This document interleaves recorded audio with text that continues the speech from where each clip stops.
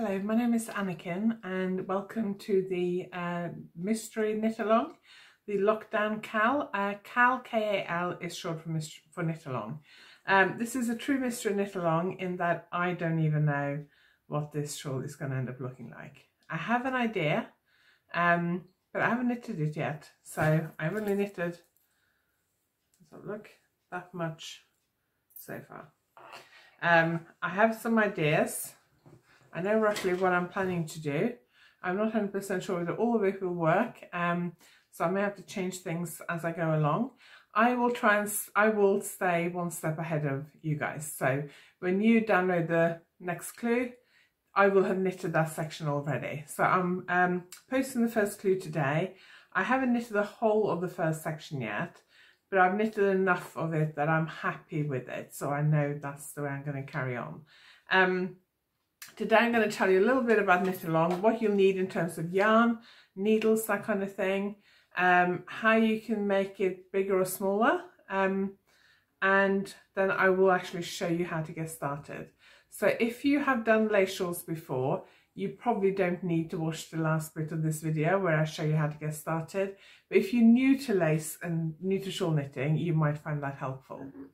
So let's get started. First, I'll start by telling you a little bit about this. So I decided to do this last week when we were told we had to stay home more and avoid going out to fight this coronavirus.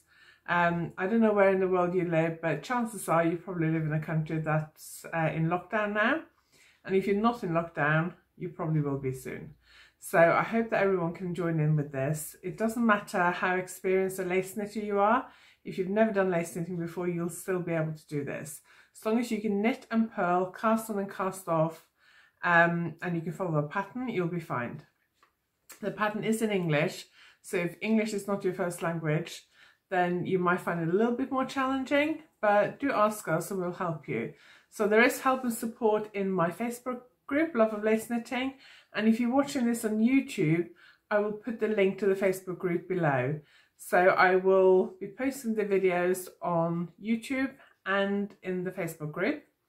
If you're watching this on Facebook, I'll put the link to my YouTube channel below.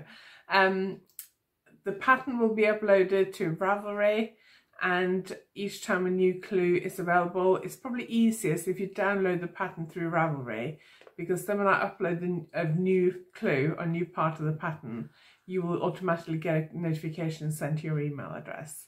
I will upload it in the Facebook group as well under files, I think it is. But it's probably easier to download the pattern in Ravelry because then you'll be able to get the updates automatically. And versus in the Facebook group, you'd have to check. I do have a hashtag I'd like you to use if you are doing this somewhere else. So if you are posting photos on Instagram, then please use this hashtag. I am on Twitter as well, so you can probably use the hashtag there as well, but I don't tend to use Twitter for a lot of knitting stuff. I mainly tend to talk about politics over there, so I may forget to check on Twitter.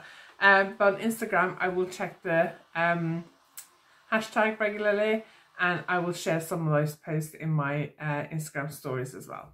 And if you take really, really good pictures, I might share them on my main Instagram page as well. So you can also tag me on Instagram to make sure I see it. The hashtag I want you to use and my Instagram name is in the pattern. Okay, so this is free. This will be free for the duration of the Knitalong. Once I've uploaded the last clue, I will give you a certain period of time to download, make sure you've downloaded all the clues. And then I will deactivate the pattern, and then I will, when the pattern's been properly tech edited, I will upload it, the final pattern. It will then be a charge for pattern. So you would then, if you wanted the final version, you'd have to pay for it. So there is a chance at the end to get like the final pattern, but that would be paid for. But you can knit the whole pattern just from the clues I give you from the Knitalong. But if you wanted like a final cleaned up pattern properly laid out, then you would need to pay for that at the end. So I've made this shawl to be accessible to all skill levels.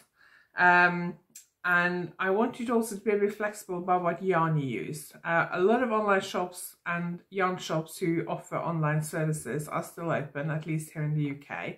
We are told we can still trade and we can still post parcels. But I don't know what the situation is in other parts of the world. So do see if you can use something from your stash if you're not able to get in contact with your local yarn shop. If they're closed, they may still be able to deliver stuff to you. But you don't necessarily need to use the exact yarn I've used. I'm actually using yarn that I purchased recently. So the main yarn I'm using is this one. It starts with black. I don't know why the lighting is a bit funny. It keeps like changing, going from dark to light. I do apologise for that. It's very, very sunny outside, which is why I close the curtains just to make the lighting a little bit better. But when I move, it kind of goes darker. So apologies for that. So, right, so this is the yarn I'm using. This is Bilum. I don't know if I pronounced that correctly. Bilum is a yarn from Hungary. It's spelled B-I-L-U-M, and it's the lowly yarn, L-O-L-I. You don't need this yarn to take part. You can use any yarn you want to. So you can use whatever yarn you want. It doesn't have to be a self-striping colour or a sort of slightly gradiated. Is that the word I'm looking for? Colour like this. You can use solid, you can use variegated, you can use self-striping, whatever you like. So I'm going to use this one. That's Bilum Lowly. It's 100% merino wool and there's 500 meters per 100 gram. So it's kind of like a sock yarn weight. I've said sock yarn 4-ply fingering weight, depending on where in the world you are. Main thing is that you choose whichever yarn weight you want to use, just choose a needle size to suit your yarn weight so you get the drape and the kind of fabric you want. So this is what I'm using as my main yarn. And then I've also got these 3 beautiful skeins. So these are from a company called Coop Knits here in the UK. They're called Soxier from Coop Knits. They're 50 gram. I got 1 of the purple and 2 of the bright pink. They are about 212 meters per 50 grams. This is all in the pattern, by the way, so you don't need to make notes of this. I am planning to use at least 1 of each. I may use both pink ones. I don't know yet. You can make the shawl smaller. Then I'm going to make it quite big, but you can make it smaller. So if you don't want to use quite as much yarn as this, or if you don't have as much yarn available, you can make it smaller. I will say you will need between 600 and 900 meters. I've got 1100 meters in total. If you say 600 to 1000 meters, but probably 600 to 900 meters. But there is a way you can make it smaller. What I suggest you do, what you're using for your main yarn, weigh the ball before you start and write down how much yarn you've got. And then I'll tell you at certain points underway what to do if you want to make it smaller. Okay? Right, I am possibly planning to incorporate some short rows. Don't worry if you've never done short rows before. It'll be German short rows and I will show you exactly what to do. And if I do incorporate some short rows, I will make sure there is an option for you not to do the short rows if you don't want to. The short rows will affect the shape slightly, but it will still work without the short rows. They are optional. But don't worry if you are not familiar with short rows or with German short rows, which are the short rows I'm planning to use. I will show you how to do it when we get to that. But you can do it without short rows as well. To start with, it's a lot of garter stitch and a little bit of lace, but there will be some more lace later on. But there will also be an option to skip that lace. So if you want to make it really easy, you can just do the lace along the edging, which is what it is for the beginning of the shawl. Okay, so let me just check if there's something else I need to tell you. No? Okay, so I'm going to flick the camera down and show you how to get started with this. And I'll also put the link below this video if you're watching on YouTube or on Facebook. I'll put the pattern link to Ravelry so you can go and download the pattern as well. Do look at the pattern and use the hashtag I've put in there so I can see what you're doing on social media. So let me start by showing you what my shawl looks like so far. So this hasn't been blocked yet. I may actually tonight block this out while it's still on the needle so you can see what it looks like once it's been blocked. But it hasn't been blocked yet. They will open up a little bit. I know black probably wasn't the best colour to choose so you can see the stitch pattern, but I really like this yarn and I wanted to use it. But it will stretch out a bit when I block it. I had planned to block it before I shot this video, but I just didn't get around to doing it because I wanted to knit as much as possible before I do this video. Okay, so this is what I've knitted so far. You will start up here with about 5 stitches and then you will increase along here and along inside. To start with, you'll increase along the edge, so along here, and also inside the edging, which is here. And then once you get to about here, you will start knitting a lace pattern on the edging. The lace pattern has a little kind of flower motif. Can you see that? Hang on, let me see if I can lie it down. There we go. You see that? So it's very simple to start with, just garter stitch and then a little lacy edging. So I will show you how to get started. Now you can use circular needles or you can use straight needles. You won't end up with more than about 121 stitches. So you don't have to use circular needles if you don't want to. Straight needles are fine. I'm going to use straight needles to start with. Oops, because I didn't have any circular needles handy to use, so I'm using straight needles, but circular needles are fine. So if you want to start by casting on 5 stitches, you can use any cast on you like. Doesn't have to be the long tail cast on that I use, just use any cast on, it really doesn't matter. You just want to cast on 5 stitches. You will also need a stitch marker, so just a ring marker like that will be fine. You don't need the stitch marker, but I do recommend you have a stitch marker because it will be easier. I also recommend you have some way of tracking your rows. So I'm using a row counter. This one is a clover row counter, which I actually sell in the YarnAddict online shop. But any row counter, you can download free row counting apps for your phone as well, or just making lines on a piece of paper will also work just fine. So the first row says, so you cast on 5 stitches. If you're using more than one colour, which you don't have to, you can do the whole shawl in just one colour if you want to. But if you're using more than one colour, you want to cast on in your main colour. And then the first row is a setup row, which will be a wrong side row. And I want you to knit 3. Doesn't matter if you knit English style or continental style like me or any other style. But I knit continental style. So knit 3, then put the marker on and then knit 2. And then we're going to start on the main pattern. So to start with, I like to slip the first stitch of every row because it gives a really neat edge. Just realised I didn't knit that stitch properly on the previous row. Right, there you go. So I like to slip the first stitch of every row because it just gives you a really neat edge. You don't have to slip the first stitch if you don't want to. If you don't want to slip the first stitch, just knit it throughout. But either decide you're going to slip the first stitch or knit it and stick with that throughout the shawl. So I'm going to start by slipping the first stitch because I'm knitting in garter stitch. So garter stitch is where I knit every row. I have to slip the first stitch purlwise with the yarn in front. So I'm going to show you how to do it if you knit continental style like me, and then I'll show you how to do it if you knit English style. So continental style, put your needle under the working yarn like that. Put your finger on it so it doesn't slide off. Then into the first stitch purlwise, pull it off, and then you're just going to take that needle underneath the working yarn so the yarn slides to the back of the needle. So I'm going to put that back and show you how to do it English style. So if you knit English style, make sure your yarn is at the front of the right needle. Put your needle in purlwise, take it off, and then take the yarn between the needles to the back so you're ready to knit the next stitch. And then you're going to knit one, and then we're going to do a make one. Now make sure you don't accidentally knock that stitch marker off. So to make one, you're going to pick up the strand that goes between 2 stitches. I don't know if this is enough contrast actually. Don't know. Can you see that?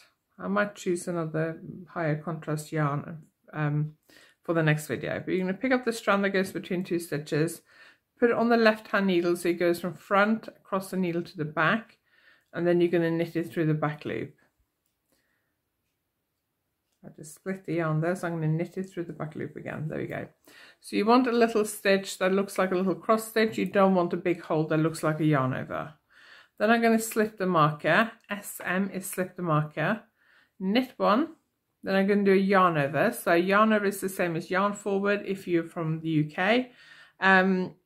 Continental style, you just take the yarn over the right hand needle like that.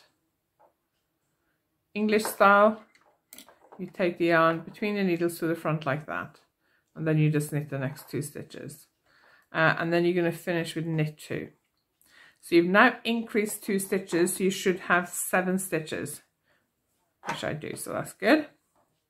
And then row 2, I'm going to slip the first stitch purlwise with the yarn in front, and then I'm going to knit to the end. When you get to the marker, just slip it across. I forgot to click my row counter, so I've just clicked that twice.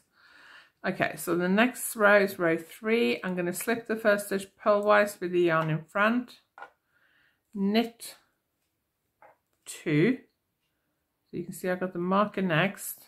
Then I'm going to pick up the strand that goes between the 2 stitches. I tend to pick it up with a needle from the back like that.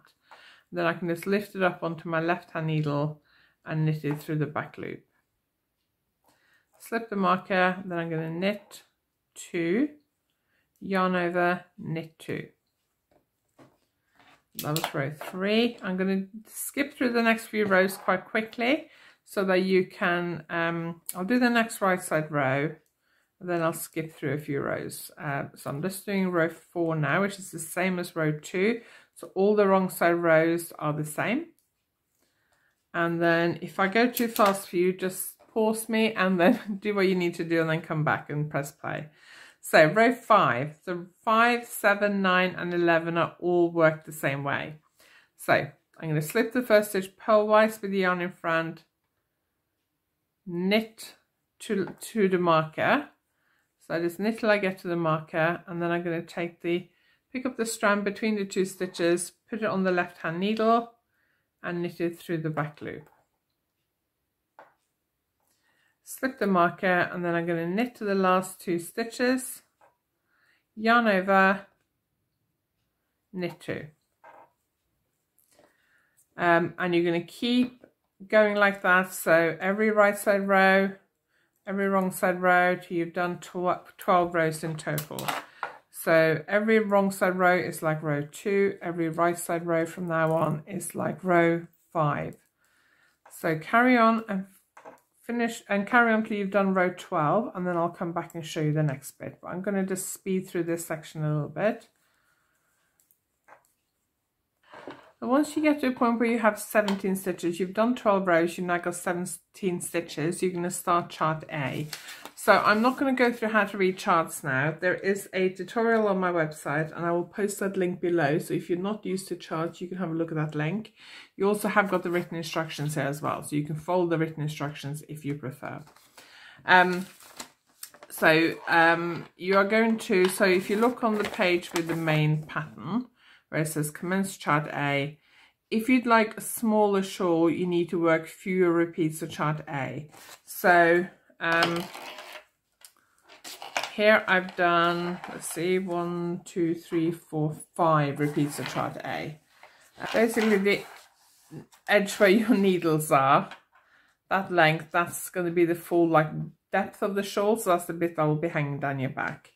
So if you don't want a shawl that goes quite as far down your back, you work few repeats of chart A. And if you want a smaller shawl, if you have less yarn available, I recommend you do few repeats of chart A.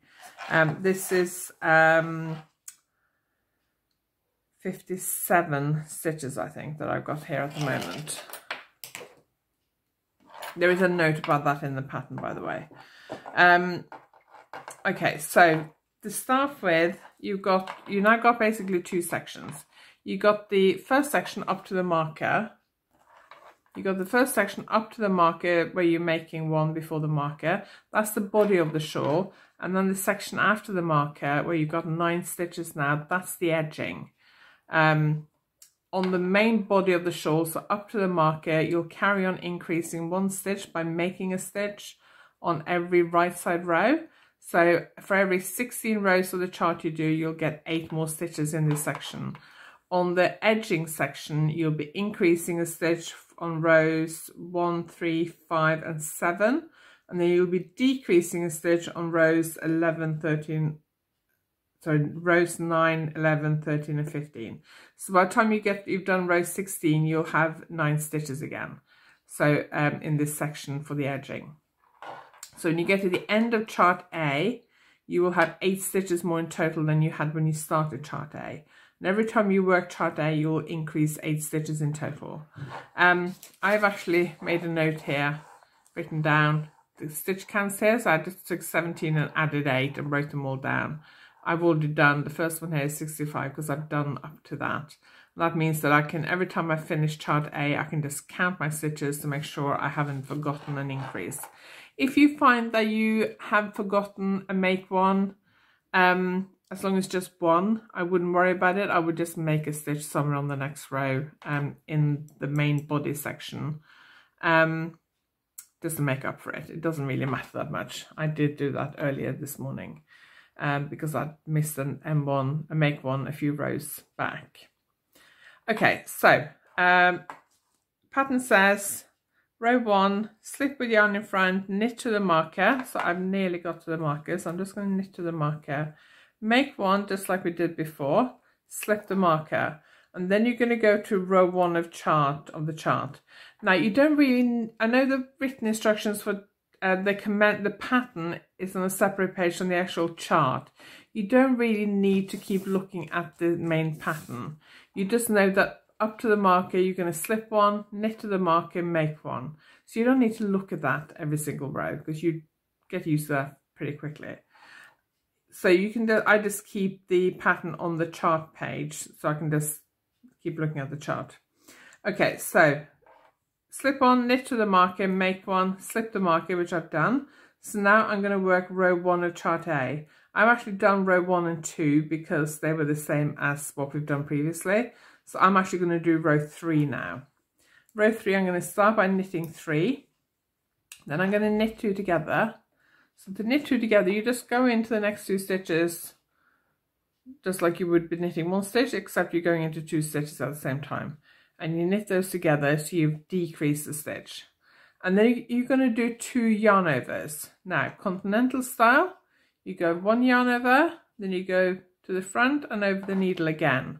So you see I've got 2 loops around my needle here. English style, yarn over, then you go back, back between the needles again.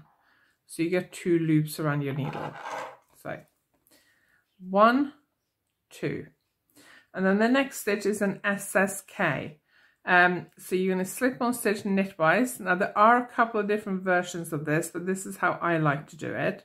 Slip one stitch knitwise, slip the next stitch knitwise, put your left needle into the front of those 2 stitches like that, so your needle kind of cross over each other and knit them together. Okay, so I'm going to undo that and show you again.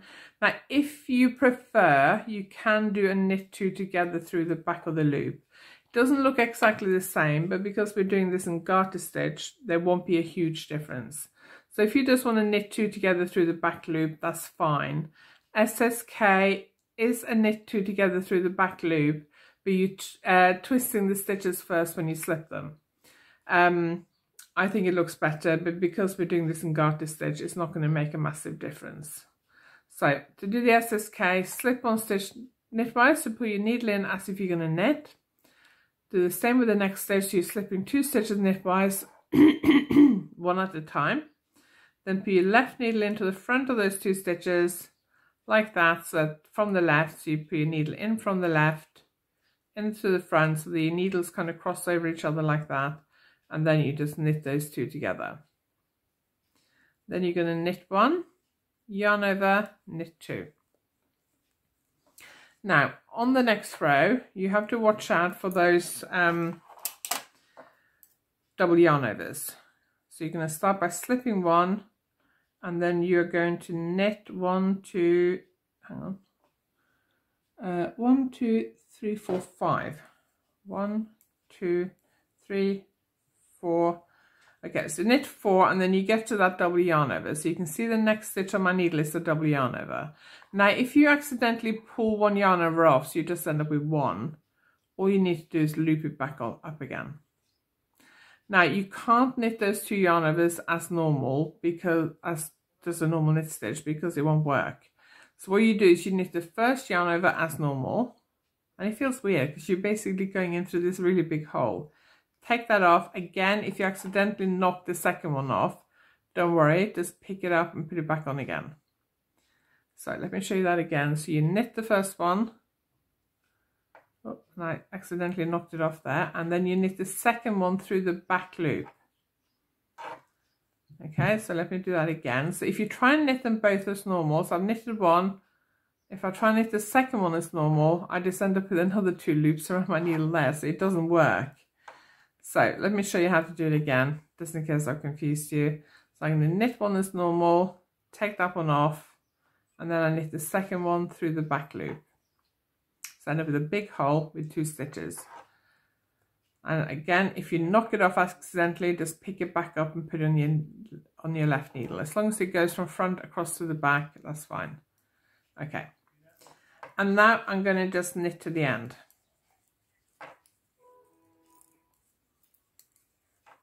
Apologies, that little fanfare was my husband's laptop.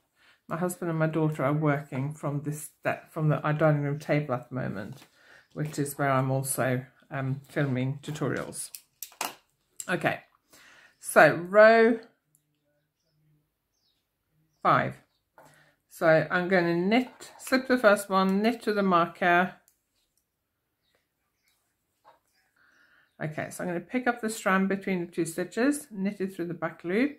So that's my make 1, slip the marker, and then on row 5, I'm going to knit 1, 2, 3, 4, 5. And then if you look at the next stitch, can you see that it's kind of like the yarn over, and that stitch looks quite open? I like to knit that through the back loop, just because it makes the double yarn over a little bit more defined. You don't have to do that. You can do that knit through the back loop as normal, but I like to knit it through the back loop. Then I'm going to knit 3. I actually do the same thing with this one. So you can see I had a yarn over on the previous right side row. I tend to knit that one through the back loop. Just makes the yarn over look more kind of defined. I will put the link to a video below, tutorial below, where I talk about that in more depth. I'm going to do a yarn over, and I'm going to knit the last 2. And row 6.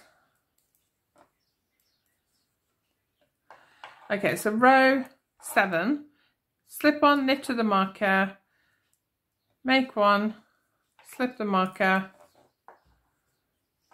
and then I'm going to knit 1, then I'm going to knit 2 together, double yarn over, SSK. Oh, I split the stitch there. There we go. And then I'm going to knit 2 together, double yarn over, SSK. There we go. Knit 1, yarn over, knit 2. So I'll show you how to do row 8, and then I will explain the rest of the chart and let you carry on at your own pace. So row 8, slip the first one, knit 1, 2, 3, 4. And then I get to that double yarn over. So I'm going to knit the first one and knit the second one through the back loop. Knit 1, 2. The second double yarn over, knit the first one, and if I accidentally pull the second loop off, just put it back on again and knit the second one through the back loop, and then I'm just going to knit that to the end. So on rows 1, 3, 5 and 7, you're increasing a stitch in the edging section, so just after your marker, and then on row 9, 11, 13 and 15 you're decreasing. So I don't know how easy this is to see, but if you look at your chart or your written instructions, at the end you're doing a knit 2 together, yarn over, knit 2 together. So that's decreasing 1 stitch. So I'm not going to show you that because it's going to make the video a little bit too long. So So carry on knitting through chart A. You're going to do chart A a total of 13 times and end up with 121 stitches. So if you want a slightly smaller shawl, just do fewer repeats of chart A.